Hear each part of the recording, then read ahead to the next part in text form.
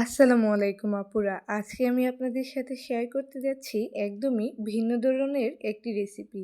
আপনারা হয়তো আগে এটা বাসায় কখনো ট্রাই করেননি। চলুন দেখে নিই। প্রথমে আমরা মুরগির মাংস ছোট ছোট পিস করে কেটে নিব।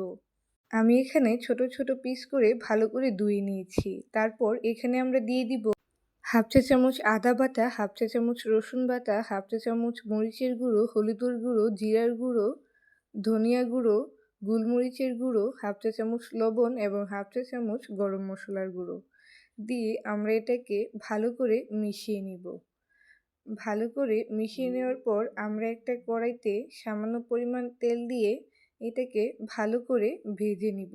এখানে অল্প তেল দিলেই ভাজা হয়ে যাবে। আমরা এটা অল্প আছে আস্তে আস্তে করে ভেজে নিব। ভালো করে ভেজে নেওয়ার পর আমরা সেই তেলেই দিয়ে দিব একটা ছোট আলু কুচি করে। তারপর এটা ভালো করে ভেজে নিয়ে এতে আমরা দিয়ে দিব সামান্য পরিমাণ সিমের কুচি। এটাকে ভালো করে সিদ্ধ করে ভেজে নিয়ে আমরা এটা নামিয়ে নিব।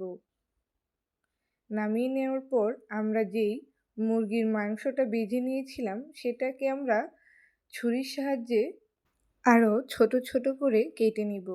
তারপর আমরা একটা প্লেটে কিছু কাঁচামরিচ কুচি ও পেঁয়াজ কুচি নিয়ে লবণ দিয়ে মাখিয়ে আমরা সেটা মাংসের সাথে মাখিয়ে নিব। মাংসের সাথে মাখানোর সময় সেই ভাজা আলু ও সিমের কুচি দিয়ে ধনিয়া পাতা কুচি দিয়ে এটা ভালো করে মিশিয়ে নিব। ভালো করে মিশিয়ে নেওয়ার পর আমরা একটা রুটির মতো ডো করে ভালো করে রুটি বেলে নিব।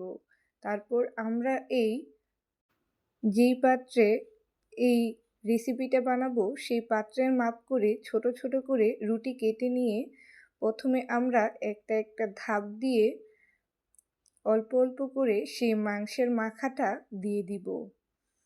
আমি এভাবে 3টি লেয়ার করেছি। আপনারা চাইলে কম বেশিও করতে পারেন। এটি একদমই ভিন্ন ধরনের একটি রেসিপি। হয়তো আপনারা আগে কখনো এটা ট্রাই করেননি। আপনারা চাইলেই কিন্তু বাসায় খুব সহজে এটা বানিয়ে নিতে পারেন।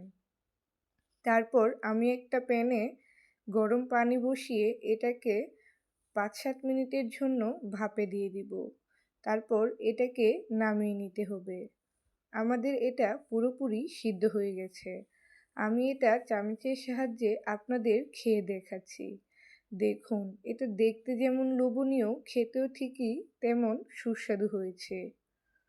আপনারা চাইলেই বাসায় বসে খুব সহজে ঝটপট এই রেসিপিটা বানিয়ে আপনার ছোট্ট সোনামণিকে দিতে পারেন।